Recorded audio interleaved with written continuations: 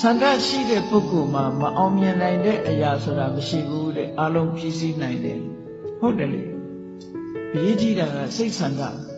ကောရမမြတ်စွာဘုရားရဲ့အလောင်းသူမိတာဘဝမှာဒီပင်ကရာမြတ်စွာဘုရားနဲ့ကြုံတွေ့လာတော့ဒီပင်ကရာမြတ်စွာဘုရားကိုကြည့်ပြီးသူကိုယ်တိုင်ဘုရားဖြစ်ခြင်းနဲ့ဆန္ဒဖြစ်တယ်အကယ်၍သာဘုရားဖြစ်ခြင်းနဲ့ဆန္ဒမရှိဘူးဆိုရင်ဘုရားလောက်မဖြစ်ဘူးအဲ့ချိန်ဒီပင်ကရာမြတ်စွာဘုရားရဲ့ထံမှာပဲတရားတော်အားထုတ်လိုက်ရင်ယ ahanan ဖြစ်သွားနိုင်တဲ့အနေအထားတစ်ခုပဲသို့တော့သူ့ရဲ့ဆန္ဒကအဲ့ဒါမဟုတ်ဘူးကိမေဧကိနတိနေနပုရိသေနဓမ္မတတိနငါလိုစွမ်းရည်တတိရှိတဲ့ပုဂ္ဂိုလ်တယောက်ကတူးတဲ့နဲ့တန်လျာပင်လေကြီးကိုဖြတ်ကူးလို့ဘာကျိုးရှိမလဲတဲ့သူကိုယ်သူမေးပြီးသဗ္ဗညုတံပါပုနိတောတန္တာရိတံတတေဝကဆုံးဖြတ်ချက်ချလိုက် determination ဆန္ဒကိုအခြေပြု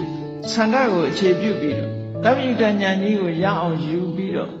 ဘုရားဘဝနဲ့တတ္တဝါတွေကိုချေချွတ်မယ်ဆိုတဲ့ဆန္ဒအဲ့ဒီဆန္ဒကြောင့်မို့လို့ဘုရားစုပန်တဲ့ကိစ္စအောင်မြင်သွားတာ